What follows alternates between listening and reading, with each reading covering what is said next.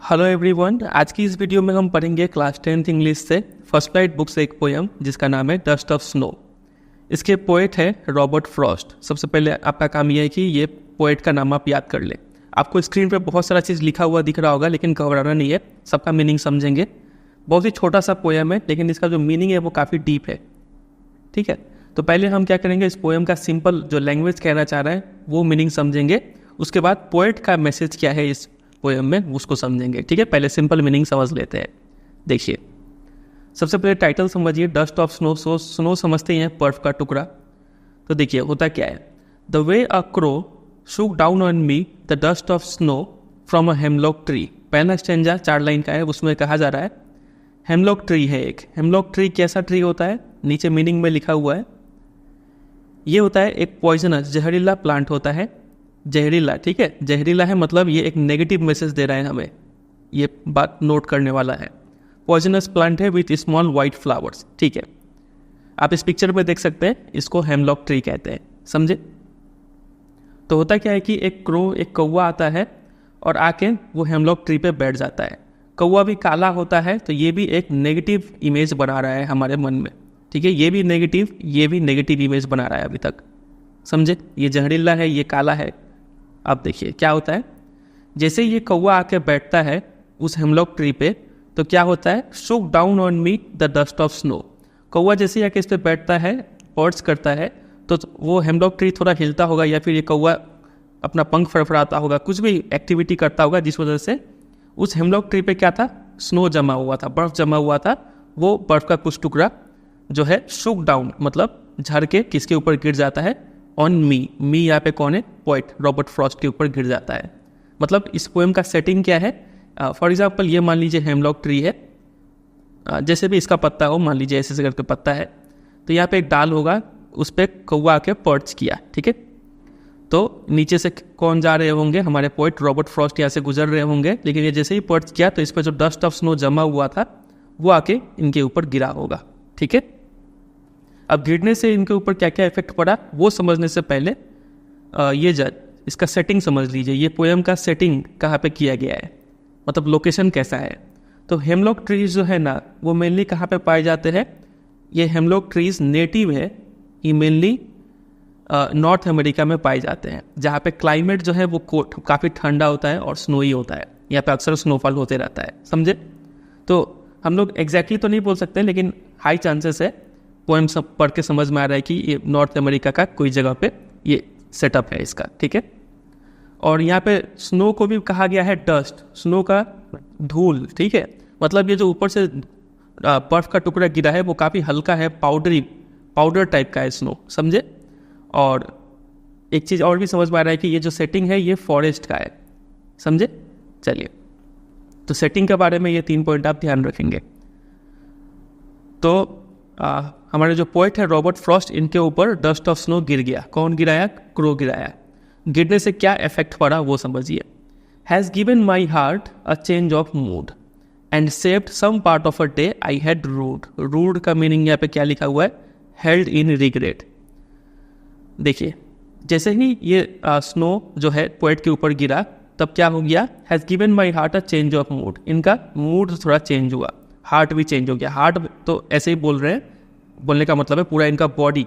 पहले ये क्या थे, उस दिन saved some part of a day I had rued. उस दिन रिग्रेट कर रहे थे कि आज का दिन बहुत बेकार है, उनका एक्सपीरियंस अच्छा नहीं था, वो सैड थे, डिसअपॉइंटेड थे। समझे? लेकिन जैसे ही ये क्रो ने डस्ट ऑफ स्नो इनके ऊपर गिराया तो इनका मूड चेंज हो गया। और ये लाइन से हमें समझ में आ रहा है कि of a day I had rued, उस दिन वो पूरा अफसोस कर रहे थे कि आज का दिन बहुत बेकार है। तो ये मूड से उनका मूड चेंज हुआ, मतलब पक्का बोल सकते हैं वो बर्फ गिरने के बाद उनका मूड खुश हो गया। पहले नाराज थे, बाद में होपफुल हो गए। ये होपफुल वर्ड आपको पता होना चाहिए। ठीक है, पहले डिसअपॉइंटेड थे, बाद में होपफुल हो गए। इतना समझे? तो ये तो हमने सिंपल समझ लिया। अब देखते हैं कुछ क्या क्या डीप मीनिंग हो सकता है यहाँ पे। ये रूड वर्ड याद रखिएगा, इसके ऊपर एग्जाम में क्वेश्चन आता है, मतलब रिग्रेटेड। तो एक चीज़ समझ में आ रहा है, इनिशियली शुरुआत में क्या था, पोएट फील कर रहे थे, फीलिंग डाउन, ट्रबल्ड, टेंशन में थे। ठीक है, लेकिन आफ्टर जैसे ही उस क्रो ने पोएट के ऊपर डस्ट ऑफ स्नो गिराया तो उनका मूड चेंज हो गया। Found a moment of Joy और होप। समझ गए? Changed poets mood and perspective, उनका मूड भी चेंज हो गया, नज़रिया भी चेंज हो गया, समझे। तो ये जो पूरा पोएम आप देख रहे हैं ये सिंपल लैंग्वेज में लिखा हुआ है, लेकिन इसका काफ़ी डीप मीनिंग्स है। अब ये डीप मीनिंग कैसे अभी समझेंगे, आगे देखिए। आगे आप ये भी समझिए, इस पूरा पोएम में ब्लैक एंड वाइट का सेंस बनता है, मतलब कोई अच्छा चीज़ और बुरा चीज़, ये दोनों को कंपेयर किया गया है। देखिए, सबसे पहले तो शुरुआती होता है कौवे के साथ और हेमलॉक ट्री के साथ, जो दोनों को ही नेगेटिव माना जाता है लिटरेचर में, ठीक है। जब भी बुरा चीज़ दर्शाना हो तो हम लोग कौवे और हेमलॉक ट्री का एग्जाम्पल लेते हैं। फिर यहीं पे इसी स्टैंजा में हमें डस्ट ऑफ स्नो भी दिख रहा है, स्नो जो कि वाइट होता है और वाइट हमेशा अच्छा चीज़ माना जाता है। तो एक ब्लैक एंड वाइट का कंपैरिजन इस स्टैंजा में दिखा था। उसी तरीके से जो अगर हम टोन के ऊपर बात करें तो पहले ये टोन कैसा था, पोएट का मूड कैसा था, मेलंकोलिक मतलब सैड था एट द बिगिनिंग, लेकिन एंड होते होते पोएम का टोन चेंज हो गया, होपफुल और पॉजिटिव टोन मिला हमें एट द एंड, समझे कि नहीं। तो एक ब्लैक एंड वाइट का सेंस बन रहा है, इसके ऊपर भी एग्जाम में क्वेश्चन आता है, इसलिए आपको समझा दिए। इस पोएम से जितना भी इंपॉर्टेंट क्वेश्चन आंसर से आपको पता ही है, मेरे वेबसाइट पे मिल जाएगा। सिंपली आप गूगल में सर्च कर दीजिएगा dust of snow important question by CBSE guidance, पहला नंबर पे मिल जाएगा आपको, ठीक है। तो क्वेश्चन आंसर तैयार करने में आसानी हो इसलिए आपको ये सब पॉइंट हम समझा दे रहे हैं, समझे। तो देखिए, अभी हम आपको बताए थे कि ये जो क्रो और हेमलॉक ट्री है काफ़ी नेगेटिव माना जाता है। ये दोनों दर्शाते क्या है, तो ये दोनों लिटरेचर में दर्शाते हैं डेथ, मौत, डेंजर, डिके, ऐसे ऐसे सेंस को मतलब इवोक करने के लिए ये दोनों का एग्जाम्पल लिया जाता है, समझे। तो यहाँ पे हम एक चीज़ बहुत ही स्ट्रेंज नोटिस कर रहे हैं, वो ये है कि ये दोनों इतना ही नेगेटिव था, लेकिन फिर भी जो पोएम है वो एंड हो गया होपफुल और पॉजिटिव टोन में। ये कैसे हुआ, ये तो एकदम मैथ्स की तरह हो गया कि दो नेगेटिव मिलके क्या मिल गया है, हमें पॉजिटिव मिल गया है। तो कहीं ऐसा ही तो इस पोएम में भी तो नहीं हुआ। यहाँ पे दोनों नेगेटिव मिलके पोएट को खुश कर दे रहे हैं, पोएट को होपफुल पॉजिटिव बना दे रहे हैं। तो ये पोएम का जो मेन थीम है कि जैसा भी है दोनों चीज़ नेचर का एक पार्ट है, और नेचर इतना पावरफुल है कि वो आपका मूड को पूरी चेंज कर सकता है। तो इस पोएम का जो थीम है वो ये हो जाएगा ट्रांसफॉर्मेटिव पावर ऑफ नेचर, ये है इस पोएम का थीम, समझे कि नहीं। चलिए, तो ये याद रखिएगा कि एक मीनिंग तो ये भी निकल रहा है कि हम लोग खुश या फिर दुखी ये सब अपने माइंड से फील करते हैं। हमारे बाहर का जो सिचुएशन है उतना ख़राब नहीं होता है, सब हमारे माइंड का ख्याल के वजह से ही मतलब हम इतना दुखी या फिर खुशी फील करते हैं, समझे। एक थीम ये भी है, और एक थीम ये भी है कि नेचर जो है आपके मूड को ट्रांसफॉर्म करने का पावर रखता है, समझे। चलिए, फिर एक बहुत फेमस क्वेश्चन इस पोएम से ये बनता है कि यहाँ पे क्रो ने तो कौवे ने क्या गिराया था, डस्ट ऑफ स्नो गिराया था पोएट के ऊपर, है कि नहीं। अगर मान लीजिए ये कौवे ने डस्ट ऑफ स्नो ना गिरा के क्या गिराया था, अगर पोएट के ऊपर ये टॉयलेट कर देता, जिसको बोलते हैं क्रोज ड्रॉपिंग्स, अगर ये गिरता पोएट के ऊपर तो क्या पोएट तब भी होपफुल और प्लीजेंट फील करते, तो वेरी अनलाइकली, वो बहुत ही कम चांस है। अगर कौवा पोएट के ऊपर टॉयलेट कर देता तो क्या वो फील करते, काफ़ी अनप्लीजेंट फील करते, यहाँ तक कि वो फ्रस्ट्रेटेड, एंग्री हो जाते, इवन डिसगस्टेड भी हो जाते, एक नेगेटिव इम्पैक्ट छोड़ के जाता। जबकि डस्ट ऑफ स्नो क्या किया है, पोएट के ऊपर एक काफ़ी पॉजिटिव होपफुल इम्पैक्ट करके गया है, उसने पोएट का मूड और पर्सपेक्टिव दोनों चेंज कर दिया, समझे कि नहीं। तो ये भी एक फेमस क्वेश्चन बनता है, ये दिए हैं वेबसाइट वाले क्वेश्चन आंसर में, वहाँ पे से प्रिपेयर कर लीजिएगा, ठीक है। चलिए, तो यहाँ से याद रखने लायक यही सब बात था, और तो कुछ, हाँ, अब है पोएटिक डिवाइस जिक्र कर लेते हैं क्या क्या है। इतना सारा इसमें मीनिंग है ना, उसने मेरे को लिख के रखना पड़ा, नहीं तो हम भी खुद भूल जाएंगे कि क्या क्या चीज़ समझाना है। देखिए, पोएटिक डिवाइस समझते हैं क्या क्या है यहाँ पे। पोएटिक डिवाइस का मीनिंग जानते हैं।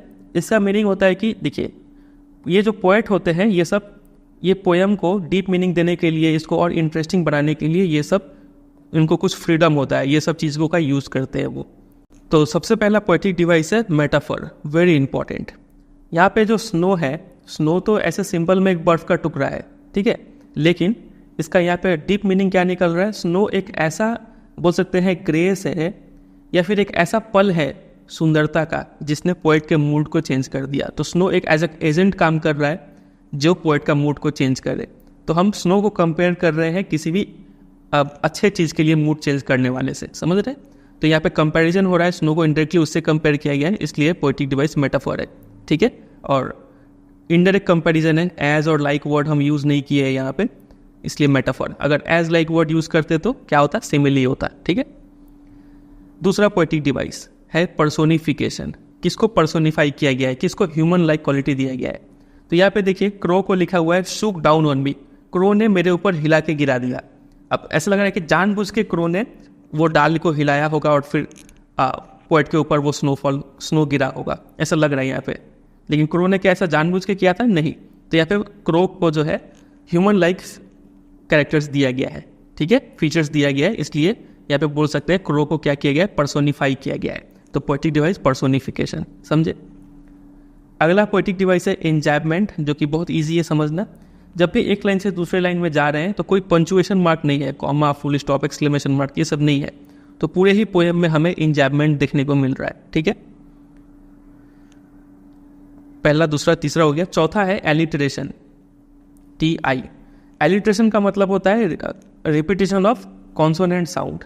तो यहाँ पे आप लास्ट में थोड़ा देखेंगे, change of mood and saved some part of a day, I had rued, D sound को ज़्यादा ही प्रोमिनेंट हो रहा है, तो एलिट्रेशन, कॉन्सोनेंट साउंड का रिपीटिशन हो रहा है, एलिट्रेशन बोलेंगे पोएटिक डिवाइस, ठीक है। बात करते हैं राइमिंग के बारे में। पोएम का राइमिंग कैसा है, तो क्रो साउंड के लिए ए देते हैं, मी अलग साउंड है इसके लिए बी देते हैं, स्नो तो ये इससे राइम कर रहा है, क्रो स्नो, तो ये ए हो गया। मी ट्री, ये इससे राइम कर रहा है तो बी देते हैं। हार्ट अलग ही साउंड आ गया तो इसको सी दीजिए। मूड ये और भी अलग आ गया, इसको डी दे दीजिए। हार्ट पार्ट से राइम कर रहा है तो सी। मूड रूड तो इसे डी, समझे। तो ए बी सी डी ये हो गया इसका राइमिंग स्कीम। समझ गए इतना, बस इतना तैयार कर लीजिए। और जो वेबसाइट पर क्वेश्चन आंसर दिए हैं उसको एक बार रीडिंग देकर चला जाइए। कुछ भी चीज़ को याद नहीं करना है, सिर्फ समझना है, ठीक है। और यहाँ पे जो इस पेज में हम जो भी लिख रखे हैं ये PDF भी आपको मिल जाएगा डाउनलोड करने के लिए, ये भी वेबसाइट पे अवेलेबल है, ठीक है, वहाँ से जाके कर लीजिए। तो एक चीज़ तो यहाँ पे आप समझ गए होंगे ना, तो इतना सिंपल सा पोएम था, छोटा सा पोएम, लेकिन इतना सारा डीप यानी प्रोफाउंड मीनिंग निकल के आ रहा है बाहर यहाँ पे। तो उम्मीद करते हैं आपको सारा चीज़ समझ में आ गया होगा। चलिए एंड करते हैं। और आपको पता है ये वीडियो अच्छा लगा तो 3 काम कर देना है, लाइक, शेयर और सब्सक्राइब, ठीक है। चलिए एंड करते हैं, मिलते हैं पॉजल किसी और वीडियो में, तब तक के लिए bye bye and take care.